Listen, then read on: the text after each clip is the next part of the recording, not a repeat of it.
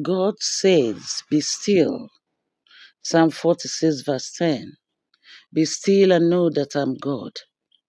Have you ever felt like life was spinning out of control? Like no matter how hard you try to hold everything together, it just keeps slipping through your fingers. Maybe you are facing a storm in your family, your finance, or your faith. You are doing everything you know how to do, but nothing seems to change. And in the middle of all that noise and pressure, God speaks one simple, powerful word: be still. Now, let's be honest. That's not easy. We live in a world that says do more, fix more, hustle more, or hustle harder. But God says, be still and know that I'm God. What does it mean? Let's look carefully at what God is saying. He's not telling us to be quiet or give up. He's telling us to trust Him. The Hebrew word for be still here means to let go, to release, to relax your grip. In other words, stop trying to control what only God can control.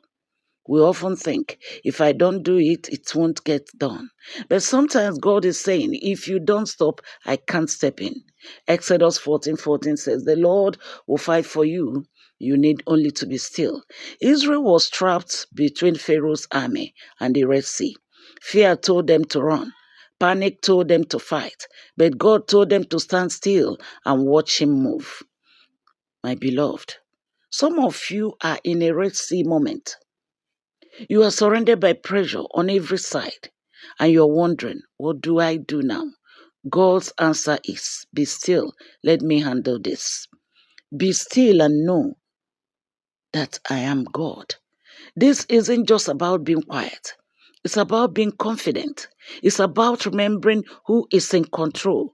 When you stop moving, you start noticing. When you stop talking, you start hearing. And when you stop trying to fix everything, you start to know deep in your spirit that He is still God. Isaiah 26 verse 3 says, you will keep in perfect peace those whose minds are stayed on you because they trust in you. Peace doesn't come from having all the answers. Peace comes from knowing the one who does. Be still in the waiting. It's easy to trust God when things are moving. It's harder when He seems silent. Sometimes the hardest thing God ever asks us to do is wait. You have prayed, and it feels like heaven is quiet.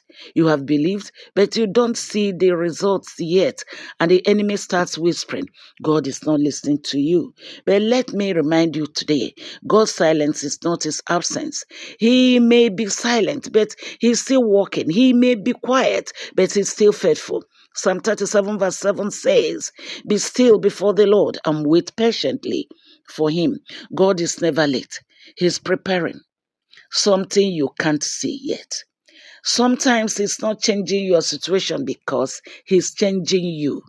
Stillness brings strength. Isaiah 30 verse 15 says, in returning and rest you shall be saved. In quietness and trust shall be your strength. You see, strength isn't always shown by movement. Sometimes strength is shown by rest. When you learn to still before God, be still before God, your heart gets relented, your faith gets refilled, and your spirit gets renewed. That's why the enemy wants to keep you distracted, busy, and anxious. Because he knows if you ever learn how to be still, you will start to hear God again. My beloved, maybe today God is whispering this word to you. Be still. Be still in your fear. Be still in your worry. Be still in your waiting. Because the same God who parted the Red Sea, who calmed the storm, who raised the dead, is the same God who is standing beside you right now. He's saying, you don't have to fight this battle alone. You don't have to figure it all out. Just trust me and be still. Hallelujah. Amen.